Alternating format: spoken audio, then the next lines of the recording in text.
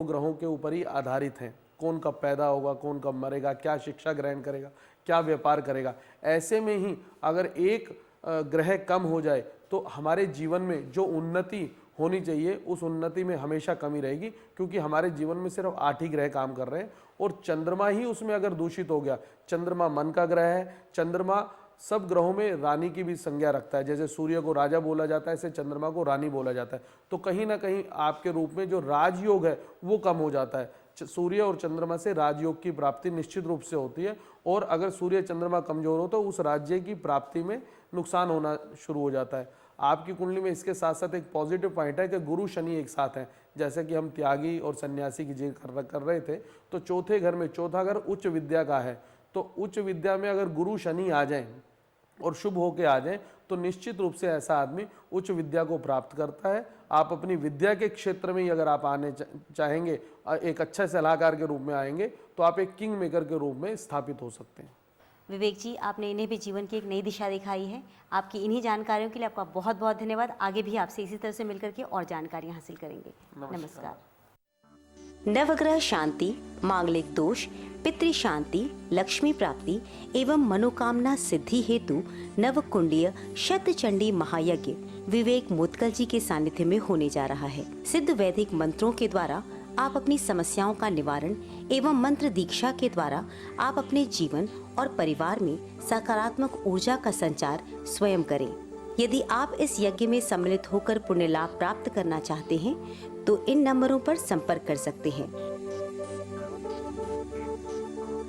हमारा पता है J3/55 Alaknanda market, DDA flats, Kalkaji, new Delhi 110019। हमारे फोन नंबर्स हैं 011-6512-3809, 9718810376। हमारा ईमेल एड्रेस है vivekmudgal@gmail.com।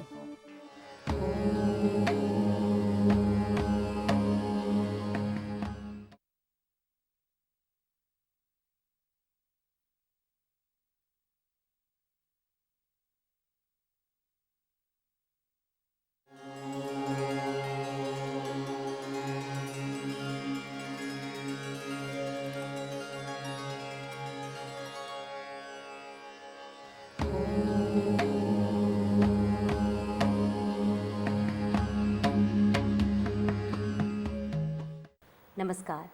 धर्म, कर्म और ज्योतिष में स्वागत है आप सभी का। आज हम बात करेंगे कुंडली मिलान के विषय में।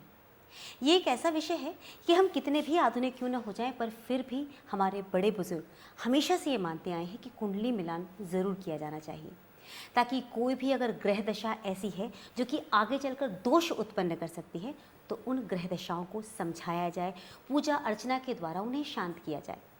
कई बार साफ तौर पे ये कह दिया जाता है कि कुंडली का मिलान हुआ है, पर इसमें कुछ ऐसी समस्याएं हैं, कुछ ऐसे दोष हैं जिनका परिहार किया भी जाए तो भी समस्या से समाधान नहीं मिल सकता, इसलिए शादी नहीं की जानी चाहिए। इस तरह की बातें सुनकर आज की युवा पीढ़ी कई बार उसकी त्योरियां चढ़ जाती है। उसे लगता है ये सब क्या चीज़ें हैं, आधुनिक समाज है, हम सब बहुत आधुनिक हैं, साइंटिफिकली हम सब कुछ सोचते हैं, एनालाइज करते हैं, फिर ऐसा क्यों हम कुंडली के बारे में सोच रहे हैं, उसके मिलान के बारे में सोच रहे हैं। जो चीज़ें अनादिकाल से चली आ रही हैं वो यूं ही नहीं चली आ रही। आज माना कि ये युग आधुनिक है, पर इस आधुनिकता में भी वो तमाम चीज़ें मौजूद हैं जो आज से सैकड़ों साल पुरानी थी, जो हमारे ऋषि मुनियों ने अपने रिसर्च के बाद हमें दी।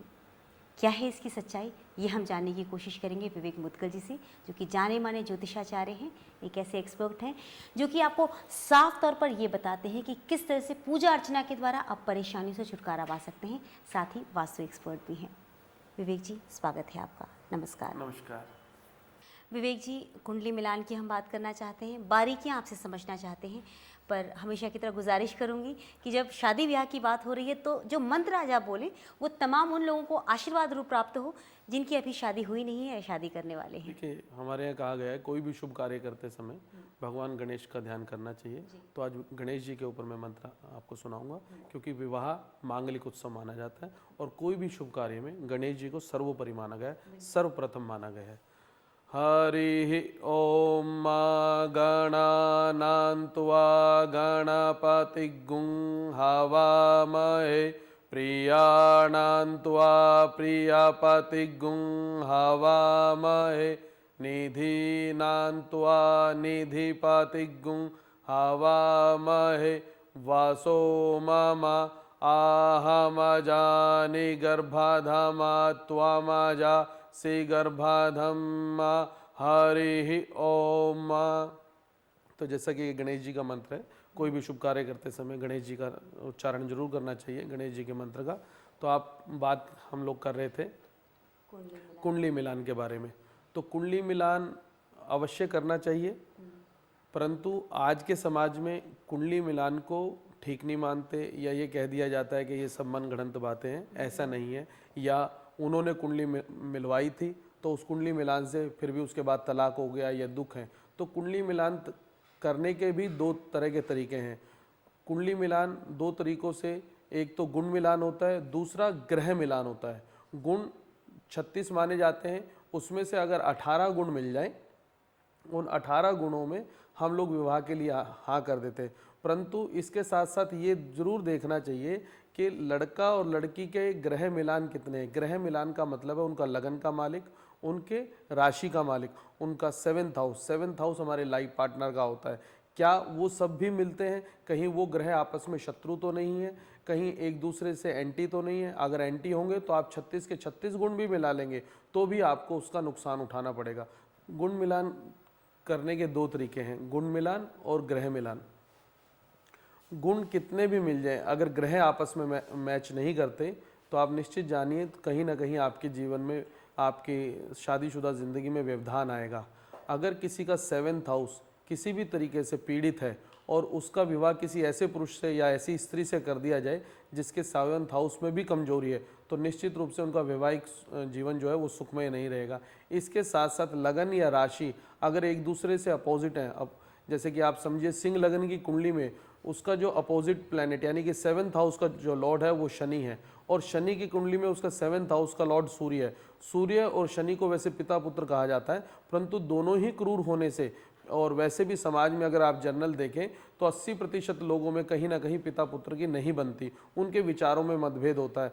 वो मतभेद इसलिए भी होता है कि कहीं ना कहीं आयु का दोष है। पिताजी पुराने ज़माने के हैं, बड़ी अवस्था के हैं, लड़का इस उम्र का है, तो उस वजह से विचारों में कहीं ना कहीं मतभेद रहते हैं। वही मतभेद वैवाहिक सुख में आ जाते हैं अगर सिंह लगन की कुंडली में उसका जो 7th हाउस है वो शनि का हो जाता है। तो शनि के अपने विचार हैं, क्योंकि वो नयापन है, और सूर्य पुराना है, पिता का कारक है, तो विचारों में मतभेद हो जाता है। सिंह लगन की कुंडली का अगर 7th हाउस यानी कि कुंभ लगन या मकर लगन वाले से विवाह किया जाएगा, क्योंकि सिंह लगन सूर्य का है, वो एक देवता प्लेनेट है, शनि एक राक्षस प्लेनेट होने की वजह से दोनों में आपस में कभी बनती नहीं है। इस प्रकार अगर उस कुंडलियों को मिलाने की कोशिश की जाएगी, गुण 18 मिले, 28 मिले या 36 मिले, तो कहीं ना कहीं उनका वैवाहिक सुख कष्टमय रहेगा। कई कुंडलियों में ये देखा गया। हाँ, ये अलग बात है कि अगर सिंह लगन या कुंभ लगन या मकर लगन या कर्क लगन में उसका 7th हाउस उच्च का है, शुभ ग्रहों की दृष्टि है, तो उस रूप में वो जो उनका दोष है वो कहीं ना कहीं किसी न किसी रूप में कम हो जाता है। अदरवाइज अगर वो पूरी तरह से 7th हाउस पीड़ित है तो निश्चित रूप से वैवाहिक जीवन में कष्ट रहेगा। इसी की जानकारी के लिए आपको किसी अच्छे योग्य वैदिक ब्राह्मण से ज्योतिष की परामर्श ले लेनी चाहिए, जिससे कि आपका वैवाहिक जीवन सुखमय रहे। विवाह के बारे में हमने आपको बहुत सारी जानकारियां दे दी है, इसलिए समय रहते ही अपनी कुंडली की विवेचना अवश्य करवा लीजिएगा, ताकि विवाह के उपरांत आप सभी के जीवन में कोई कष्ट ना आए। अब वक्त है आपके पत्रों का, और विवेक जी आपसे गुजारिश करूंगी कि आप इन पत्रों के जवाब भी दें। अनुभव जी ने हमें पत्र भेजा है आगरा से, उनकी बर्थ डिटेल्स मैंने आपको दे दी हैं। 5 जून 1978, समय है 1:30 बजे सुबह के, और आगरा का जन्म है। अनुभव जी अपने भविष्य के बारे में जानना चाहते हैं, भावी पत्नी के बारे में जानना चाहते हैं। अभी तक उनका विवाह नहीं हुआ, इस वजह से भी परेशान है थोड़ा। आप कृपया इन्हें उपाय बताइएगा। अनुभव जी, आपकी कुंडली में वर्तमान समय राहु की दशा लगी हुई है। राहु की दशा किसी के भी जीवन में जब कभी भी आती है और किसी भी समय आती है, तो निश्चित रूप से उसकी दशा या अंतर्दशा में किसी न किसी प्रकार हमें कष्ट या परेशानी का सामना करना पड़ता है। तो राहु की महादशा किसी न किसी रूप में परेशानी जरूर देती है। वो धन कितना भी दे, राहु का कहा जाता है कि राहु अचानक धन देता है और बहुत अधिक धन देता है, परंतु राहु के जो अवगुण है, धन के साथ साथ वो अवगुण भी हमें झेलने पड़ते हैं। तो ऐसे राहु की दशा में जरूर इस बात का ध्यान रखना चाहिए कि हम बुरे पैसे से, बुरे लोगों से सावधान रहें, अन्यथा हानि उठानी पड़ेगी।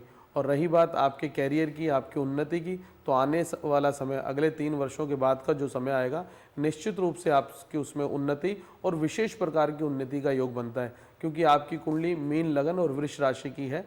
मीन लगन का मालिक बृहस्पति होता है, और बृहस्पति का मतलब ब्रह्मा जी जिन्होंने सृष्टि की रचना की। और इस युग में जो पृथ्वी पे सब कुछ देख रहे हैं, ये ब्रह्मा जी की देन है। तो वो ग्रह अगर किसी का शुभ हो और उसकी दशा उसके आयु में आ जाती है, तो निश्चित रूप से लग्नेश की दशा या कर्मेश की दशा, लग्नेश और कर्मेश 10th हाउस और 1st हाउस का लॉर्ड आपका बृहस्पति है, जो कि आपके चौथे स्थान में बैठा हुआ है, 4th हाउस में बैठा हुआ है। इस प्रकार की कोई भी दशा जब आप किसी भी प्राणी को, किसी भी जातक को लगती है, तो निश्चित रूप से वो उन्नति कारक ग्रह होता है, वो उन्नति प्रदान करता है। इसके साथ साथ वर्तमान समय आपका बहुत अच्छा नहीं है, किसी न किसी परेशानी का आपको सामना करना पड़ेगा, इसके लिए आप सचेत रहें। विवेक जी, बहुत ही बेहतरीन जानकारियाँ आपने दी हैं, कुछ ऐसी खास बातें बताई हैं जिनके माध्यम से दर्शकों के जो भी मन में सवाल हैं, उन सवालों को आप बहुत ही सुंदर जवाब के द्वारा उन्हें तृप्त कर देते हैं। आज की जानकारी के लिए बहुत बहुत धन्यवाद आपका। नमस्कार। नवग्रह शांति, मांगलिक दोष, पितृ शांति, लक्ष्मी प्राप्ति एवं मनोकामना सिद्धि हेतु नवकुंडीय शतचंडी महायज्ञ विवेक मुदगल जी के सानिध्य में होने जा रहा है। सिद्ध वैदिक मंत्रों के द्वारा आप अपनी समस्याओं का निवारण एवं मंत्र दीक्षा के द्वारा आप अपने जीवन और परिवार में सकारात्मक ऊर्जा का संचार स्वयं करें। यदि आप इस यज्ञ में सम्मिलित होकर पुण्य लाभ प्राप्त करना चाहते हैं तो इन नंबरों पर संपर्क कर सकते हैं। हमारा पता है J3/55 Alaknanda market, DDA flats, Kalkaji, new Delhi 110019। हमारे फोन नंबर्स हैं 011-6512-3809, 9718810376। हमारा ईमेल एड्रेस है vivekmudgal@gmail.com।